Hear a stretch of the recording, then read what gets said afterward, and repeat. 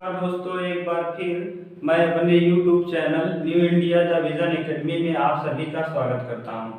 हम लोग संधि पढ़ रहे थे और संधि के बेसिक के विषय में हमने बता दिया। हमने बताया था कि संधि तीन प्रकार का होता है: स्वर संधि, व्यंजन संधि और विसर्ग संधि। और इसके विषय में हम लोग पढ़ रहे थे। हमने पढ़ा था स्वर संधि क्या होता है। स्वर संधि जब स्वर का मेल स्वर से हो। स्वर संधि किसे कहते हैं? जब स्वर वर्ण का मेल। संधि किसे कहते हैं? जब वर्णों का मेल हो तो उसे संधि कहा जाता है। और जब स्वर का मेल, स्वर अक्षर, स्वर वर्ण का मेल स्वर वर्ण से हो तो उसे स्वर संधि कहा जाता है। हमने बताया था कि प्लस के पहले जो है उस प्लस के पहले और प्लस के बाद, प्लस के बाद पहले जो होगा वो मात्रा रूप मिलेगा। प्लस के पहले मात्रा रूप मिलेगा और प्लस के बाद हमने बताया था कि मूल रूप मिलेगा। अभी मात्रा रूप और मूल रूप क्या होता है हमने आपको बता दिया था कि मात्रा रूप और मूल रूप। जैसे मूल रूप क्या है? मूल रूप और मात्रा रूप। मात्रा रूप। अब देखिए मूल रूप क्या होता है, मात्रा रूप पहले इसके विषय हमने एक बार बताया, फिर से डिटेल बता दे रहे हैं। मूल रूप जैसे हमने बताया था कि स्वर वर्णों की संख्या होती है 11 और मात्राओं की संख्या होती है 10। जिसमें देखिए अ है, आ है, ई है, ई है, उ है, उ, ए, ऐ, ओ, औ और री। ऋषि वाला। इतने वर्ण हैं, इतने स्वर वर्ण हैं। स्वर वर्णों की संख्या 11 है और मात्राएं केवल 10 की होती हैं। अ की कोई मात्रा नहीं होती। आ की एक खड़ी पाई छोटी इस तरह से होती है, बड़ी इस तरह से, छोटा होगा इस तरीके से, बड़ा होगा इस तरीके से, ए का इस तरीके से, ऐ का इस तरीके से, ओ का एक खड़ी पाई ऐसे होता है, औ का इस तरीके से होता है और री का इस तरीके से होता है। हमने इनके विषय में बता दिया था। ये देखिए यह है मूल रूप और यह है मात्रा रूप। हम बताए थे कि स्वर संधि माने संधि में वर्णों का मेल वर्णों से होता है। तो वर्णों का मेल वर्णों से होता है स्वर संधि में, लेकिन किस वर्ण का? स्वर वर्ण का मेल स्वर वर्ण से होता है। तो यहाँ देखिए स्वर वर्ण यहाँ भी होना चाहिए, स्वर यहाँ भी, लेकिन इस तरफ जो होगा वो मात्रा रूप होगा और इस तरफ जो होगा वो मूल रूप होगा। जैसे देखिए मात्रा रूप और मूल रूप में बता दे रहे हैं एक बार फिर। जैसे विद्या जमा आलय, विद्या जमा आलय। देखिए विद्या जमा आलय में विद्या, यहाँ देखिए यहाँ अध्याय में किसकी मात्रा लगी है? आ की मात्रा है। यहाँ आ की मात्रा है और यहाँ भी ये मूल रूप में देखिए दिख रहा है, मूल रूप वाला आ है और यहाँ आ की मात्रा है। तो इसलिए इस तरफ क्या है? मात्रा रूप है। इस तरफ है कैसा? मात्रा रूप और इस तरफ है मूल रूप। यहाँ पे देखिए स्वरों का मेल, मात्रा रूप है और एक मूल रूप है। यहाँ स्वर का मेल स्वर से हो रहा है, इसीलिए इसको कहा जाता है स्वर संधि। हमने बताया था कि स्वर संधि जो होती है, स्वर संधि 5 प्रकार की, संधि 3 प्रकार का, स्वर संधि, व्यंजन संधि और विसर्ग संधि। जिसमें हमने बताया था कि स्वर संधि जो होता है वो 5 प्रकार का: दीर्घ स्वर संधि, गुण स्वर संधि, वृद्धि स्वर संधि और यण स्वर संधि, अयाद स्वर संधि। स्वर संधि के 5 भेद के विषय में हमने बताया था और पांचों भेद के फार्मूला के विषय में हम लोगों ने पिछले वीडियो में पढ़ लिया। यदि आप फार्मूला रट लेंगे तो फिर आपको दिक्कत नहीं होगी। अब इसके बाद हम एक एक संधि के विषय में आज पढ़ने का शुरुआत करते हैं। देखिए हम सबसे पहले पढ़ेंगे दीर्घ स्वर संधि। दीर्घ स्वर संधि पढ़ने से पहले हम एक बार आपको चाहते हैं रिवीजन करा दें कि 4 परिवार हमने आपको बताया था। हमने 4 परिवार में क्या क्या बताया था? देखिए 4 परिवार में हमने बताया था अ आ, ई उ री, ए ऐ ओ औ अंग। देखिए हमने बताया था 4 परिवार में क्या क्या। हमने बताया था अ और आ, ये दोनों किस परिवार के हैं? पहले परिवार के हैं। अ और आ पहले परिवार के। ई छोटी बड़ी ई, उ और री, ये किस परिवार के हैं? ये दूसरे परिवार के हैं, ये दूसरे परिवार के। ए, ऐ, ओ और अ, ये किस परिवार के हैं? ये तीसरे परिवार के हैं। और अंग जो है वो चौथे परिवार का है। देखिए यहाँ अंग जो है वो स्वर नहीं है, हम लोग स्वर संधि पढ़ रहे हैं, अंग को अनुस्वार कहा जाता है, लेकिन फार्मूला को बनाने के लिए अंग को लिख दिया। आप ये मत सोचिएगा कि अंग जो है वो व्यंजन के अंतर्गत माने अनुस्वार के अंतर्गत आता है तो स्वरों में क्यों लिखा गया है, केवल फार्मूला बनाने के लिए उसको लिख दिया गया है।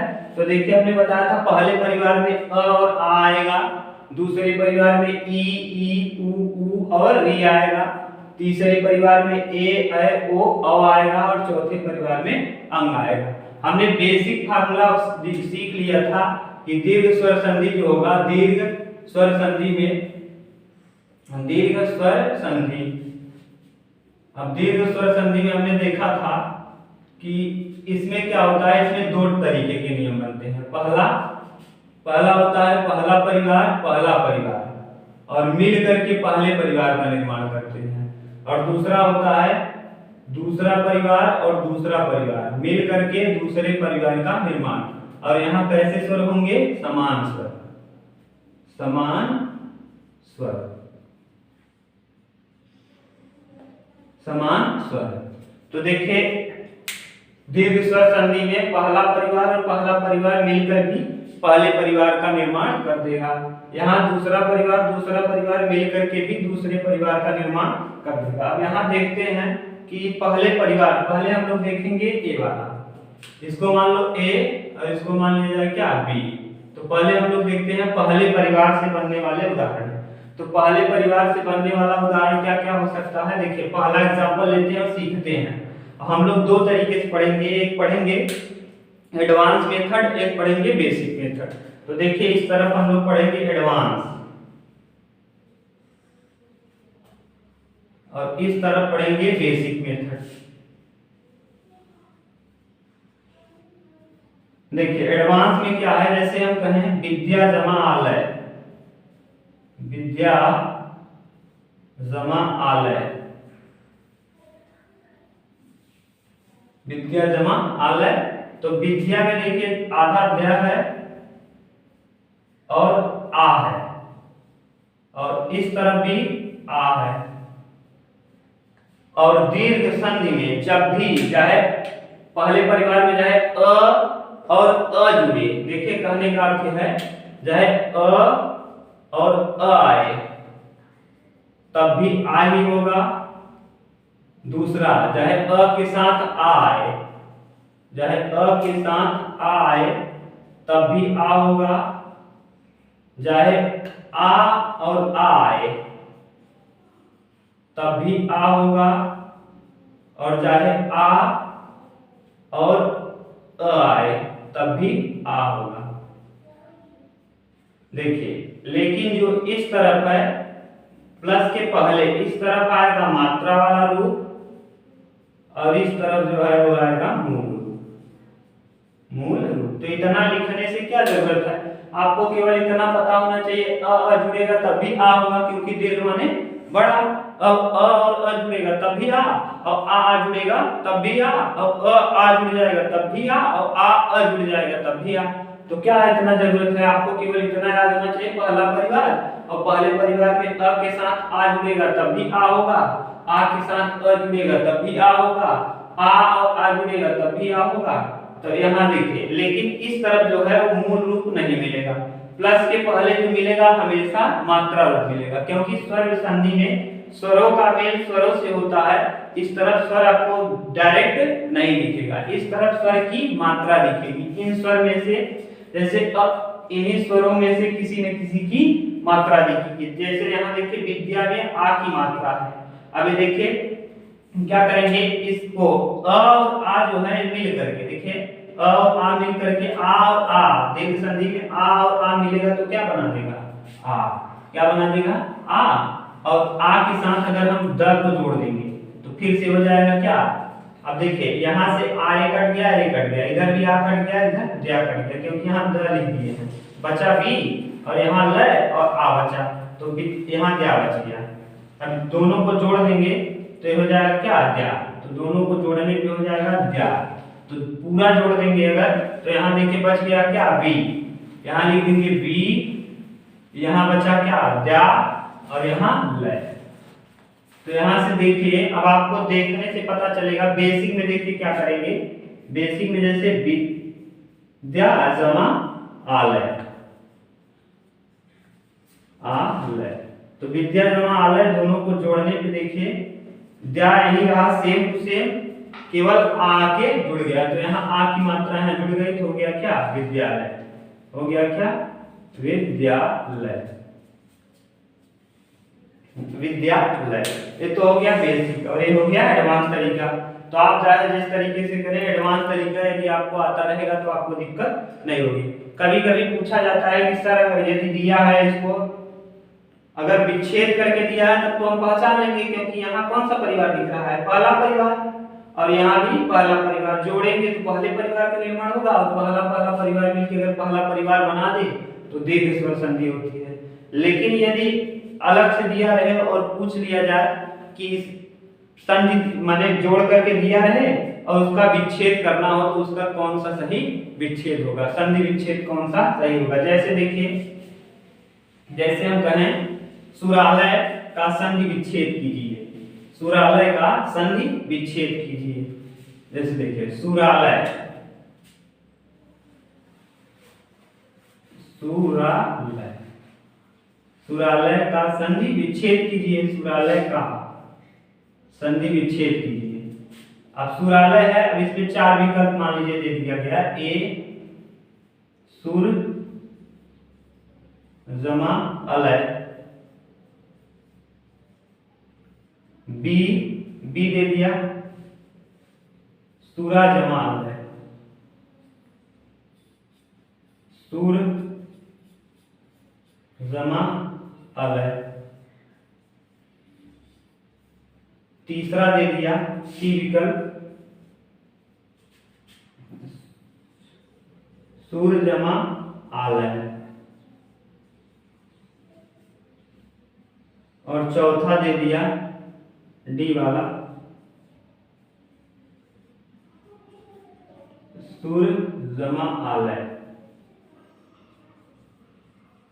अब इसमें से कहेगा कौन सा विकल्प सही है, तो देखिए सुरालय में सुरालय का संधि विच्छेद करने पे कौन सा विकल्प सही होगा। तो ऐसे प्रश्नों को करने के लिए देखिए प्लस के पहले और प्लस के बाद जो शब्द होने चाहिए, जो भी शब्द आए प्लस के पहले भी और प्लस के बाद भी, वो कैसे होने चाहिए, वो सार्थक होने चाहिए, वो शब्द सार्थक होने चाहिए, सार्थक।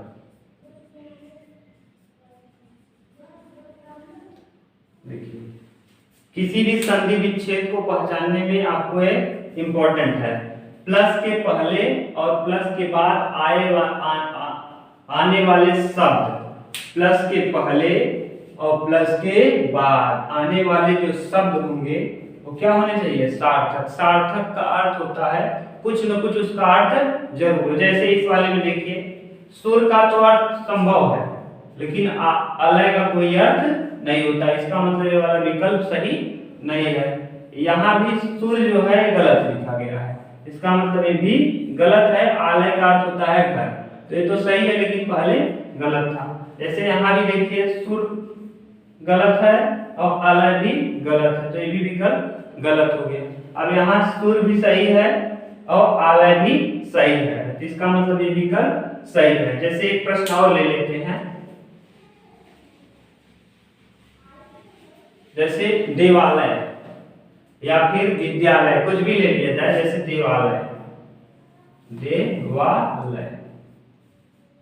अब देवालय का संधि विच्छेद करना है तो देखिए जैसे अब यहां हो जाएगा क्या, देव,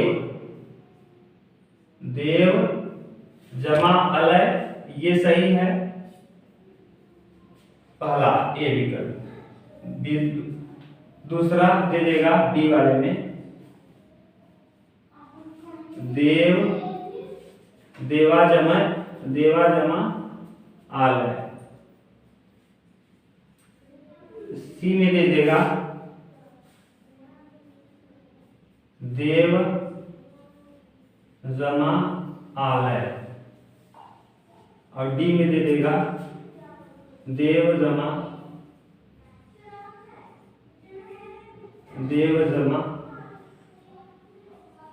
अलय, देव जमा आलय। तो देखिए यहाँ देव जमा आलय में देवालय, अब ये वाला देखिए देव का अर्थ तो होता है लेकिन अलय का अर्थ नहीं होता, इसका मतलब ये गलत है। देवा का कोई अर्थ होता ही नहीं, इसका मतलब ये भी आलय का अर्थ होता है लेकिन देवा का अर्थ नहीं होता। यहाँ देव जो है इसका अर्थ होता है और आलय का भी अर्थ होता है, इसका मतलब ये वाला विकल्प क्या है, सही है। देव का अर्थ सही होता है लेकिन आलय का अर्थ कुछ नहीं होता। तो माने पहले और बाद, तोड़ने पर पहले वाले और बाद वाले दोनों शब्द जो होने चाहिए क्या होने चाहिए, सार्थक। तो इसको कहा जाता है संधि विच्छेद। तो किसी भी संधि का अगर संधि विच्छेद पूछा जाए तो आप शब्दों के ऊपर आपका पकड़ होना चाहिए। यदि शब्द के ऊपर आपका पकड़ रहेगा तो आप संधि विच्छेद सही है या गलत है, कौन सी संधि विच्छेद सही आप आसानी से कर लेंगे। केवल इतना होना चाहिए कि पहले वाला जो शब्द है और जो बाद वाला शब्द है दोनों शब्द क्या होने चाहिए, सार्थक होने चाहिए, दोनों शब्द सार्थक होने चाहिए। देखिए अब हम देखते हैं पहले परिवार पर आधारित कुछ उदाहरण। पहले परिवार पर आधारित कुछ उदाहरण देखिए, हमने पहले परिवार से आधारित कुछ उदाहरण लिए हैं, इसके विषय में समझते हैं। जैसे महाजमा आदेश क्या हो जाएगा, महादेश। जैसे महाजमा आदेश महादेश। यदि आप इसको एडवांस तरीके से देखना चाहते हैं तो देखिए दिखा दे रहे हैं इस तरह। जैसे लिखा है महा और धन आदेश आदेश। तो देखिए यहाँ क्या करेंगे, ह को तोड़ेंगे तो आधा हो जाएगा और आ जाएगा आ, और इस तरफ प्लस में क्या है, आ है। देखिए प्लस के बाद हमेशा मूल रूप मिलेगा और प्लस के पहले मात्रा रूप। अब जब दोनों को जोड़ेंगे आ और आ आए तो हमेशा दीर्घ संधि में बनेगा आ ही, और जब ह को आ में जोड़ेंगे तो हा हो जाएगा, ह को आ में जोड़ेंगे तो हा हो जाएगा। और क्या क्या बचा है, तो आ यहाँ लिख दिया गया था, इसको बना के यहाँ लिख दिया गया है। अब यहाँ इसको जोड़ने पर ये भी कट गया है, जोड़ने पे यहाँ आ गया है, और इसको जोड़ने पे इसको जोड़ दिए तो आ हो गया। यहाँ बचा म, तो म हो गया, हा हो गया, और यहाँ बचा क्या, देश, तो क्या बन गया, महादेश। ये तो एडवांस तरीके से तोड़ के हमने दिखा दिया। जैसे दीप जमावली है तो इसको देखिए एडवांस तरीके से तोड़ के कैसे करेंगे। जैसे देखिए दीप जमा अवली, दीप जमा अवली, तो दीप जमा अवली, अवली। तो देखिए यहाँ प में प है और प्लस के पहले मात्रा रूप, तो प की आधा प है और इसमें छिपा हुआ है अ, और यहाँ अ पहले से है, और ये दोनों मिलेंगे अ और अ मिलेगा तो क्या बनाएगा, आ बना देगा। और जब इसको जोड़ेंगे इसमें प में आ को तो पा हो जाएगा। और यहाँ देखिए कट गया, ये कट गया, इधर ये कट के ये बना दिया, यहाँ दी बचा, दीपा व और क्या, दीपावली। तो इस तरीके से सारे प्रश्नों को आप लोग करिएगा। तो आप एडवांस मेथड से आप करिएगा। हम लिख दे रहे हैं दीप जमावली, जोड़ेंगे तो क्या हो जाएगा, दीपावली, दीपावली। दीप जमा अंत, दीपांत, दीप जमा अंत बराबर दीपांत। दीक्षा जमा अंत, दीक्षांत, दीक्षांत। और नागा जमा आनंद, नागानंद, नागानंद। और सत्य जमा असत्य, सत्यासत्य, सत्यासत्य। सत्या सत्य। इस तरीके से दीर्घ संधि का पहले परिवार से रिलेटेड हमने एग्जांपल लेके दिखा दिया और बता दिया कि क्या क्या होता है। पहले परिवार से रिलेटेड सारे हमने आपको सारे उदाहरण भी लेके सिखा दिया, एडवांस तरीके से कैसे करेंगे इसको बता दिया। अब हम देखते हैं दूसरे। अब देखिए दूसरा परिवार मिलके दूसरा परिवार, लेकिन कैसे स्वर समान स्वर। अब दूसरे ये वाले जितने भी थे सब ए टाइप थे। टाइप कौन सा था? Type A. टाइप ए के अंतर्गत अब हम देखते हैं टाइप बी वाला। टाइप बी वाले के अंतर्गत तब तक आप लोग क्या करिए, एक स्क्रीनशॉट ले लीजिए।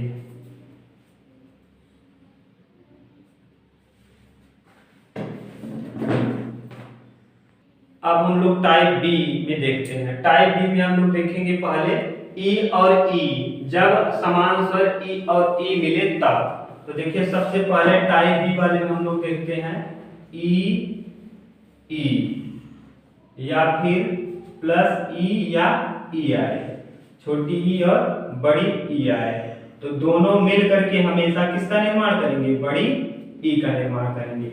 ई आए, छोटी ई और ई जुड़े तब भी बड़ी ई आएगा, छोटी ई बड़ी ई जुड़े तब भी बड़ी ई आएगा, बड़ी ई छोटी ई जुड़े तब भी बड़ी ई आएगा, बड़ी ई और बड़ी ई जुड़े तब भी बड़ी ई आएगा। जैसे मही, जैसे पहला एग्जांपल लेते हैं, मही जमा ईस, मही जमा ईस, मही जमा ईस। अब देखिए मही जमा ईस है तो मही में छिपा है, देखिए मही में है क्या? ह है और बड़ी ई है, और यहाँ भी क्या है? बड़ी ई है, और बड़ी ई और बड़ी ई मिल करके बड़ी ई बना देंगे। अब आप इसको काट दीजिए, इसको भी काट दीजिए। ख में बड़ी ई जुड़ेगा तो ही हो जाएगा बड़ी ही, और यहाँ बचा म, यहाँ लगा दीजिए, म हो गया, और यहाँ बचा स, तो क्या आ गया? महीस। मही जमा ईस बराबर महीस। देखिए ई वाला, ई का जब ई से मेल हुआ तब ये बना मही जमा ईस, महीस। जैसे अभी जमा ईस्ट, अभी जमा ईस्ट, ईस्ट, अभी जमा ईस्ट, अभीष्ट। जैसे देखिए अभी जमा ईस्ट, भी में जो है आधा ब है और बड़ी ई की मात्रा है, और यहाँ भी देखिए प्लस के पहले मेरा हमेशा मात्रा रूप मिलेगा, और इस तरफ क्या है? बड़ी ई है। दोनों को जोड़ेंगे तो क्या आ जाएगा? बड़ी ई, और जब बड़ी ई में भ को जोड़ेंगे तो यहाँ हो जाएगा भी, बड़ी भ हो जाएगा, बड़ी ई आ जाएगा।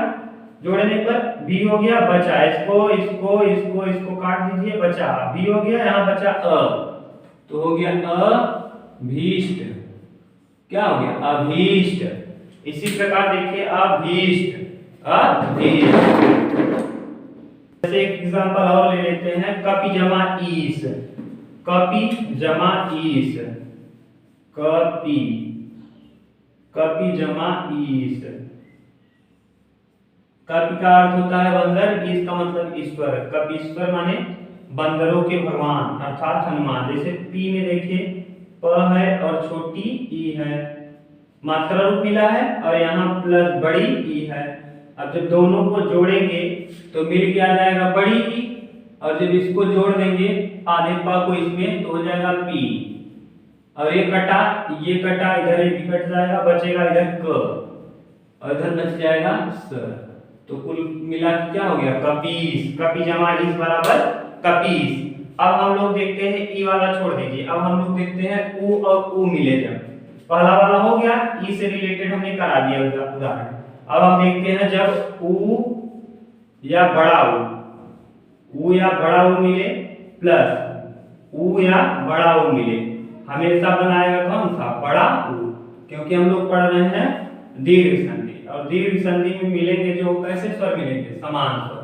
तो ऊ का मिलाप ऊ से होगा, और बड़े ऊ का ऊ से बनेगा क्या? ऊ।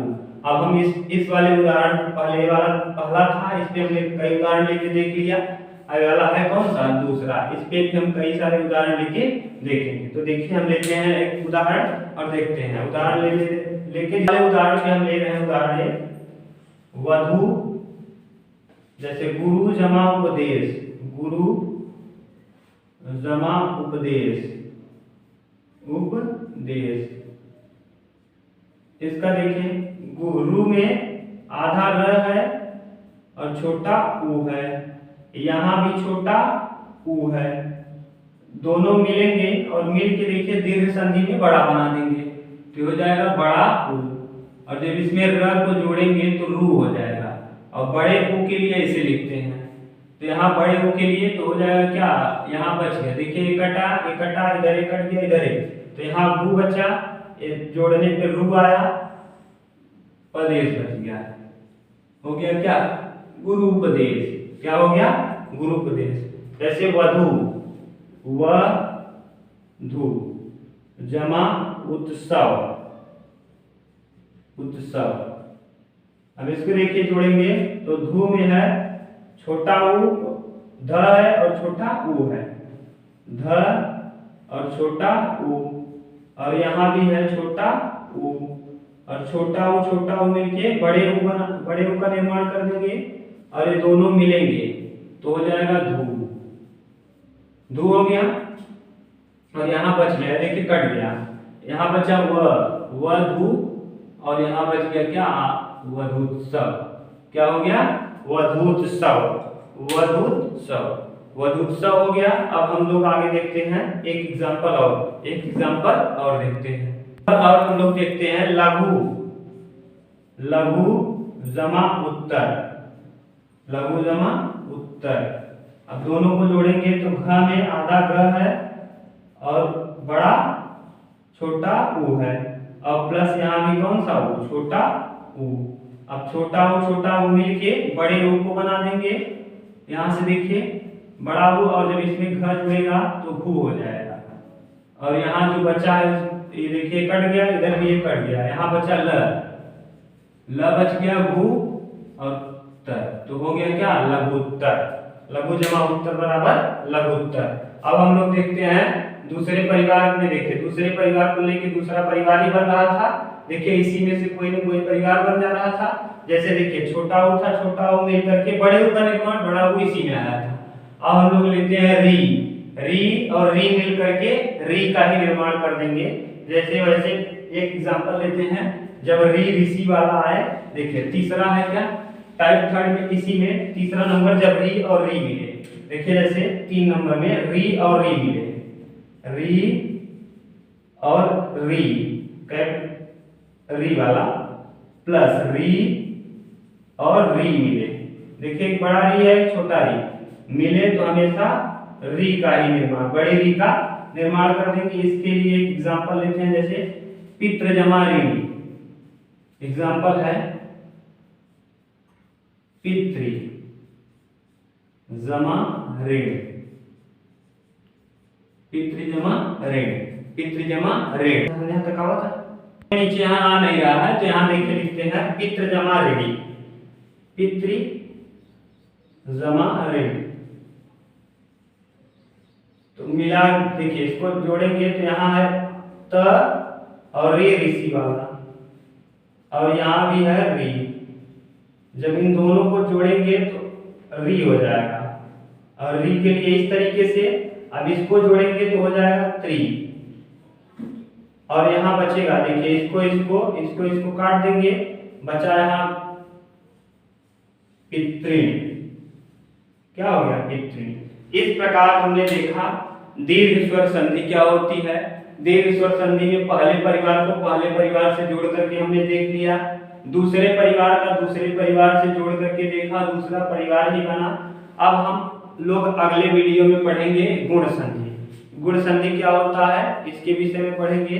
आप लोग चैनल को पूरा देखा करिए, मैंने वीडियो को पूरा देखा करिए। वीडियो में जो कमियां हो उसे कमेंट किया करिए, वीडियो को ज़्यादा से ज़्यादा शेयर किया करिए। वीडियो पर जितने भी आपको कमी दिखती है उसको कमेंट बॉक्स में नीचे कमेंट किया करिए। और आप लोग इस चैनल को ज़्यादा से ज़्यादा जितना ज़्यादा हो सके उस ज़्यादा से ज़्यादा शेयर करिए, तभी पता चलेगा दूसरों को कि क्या पढ़ाया जा रहा है क्या नहीं। देखिए वीडियो में हम जरा भी बकवास नहीं करते, क्योंकि हमें पता है कि आपके टाइम का बहुत कीमत है। तो आप लोग इस वीडियो को बहुत ज़्यादा से ज़्यादा जितना ज़्यादा हो सके अपने व्हाट्सएप पे शेयर कीजिए। धन्यवाद, अब अगले वीडियो में मिलते हैं।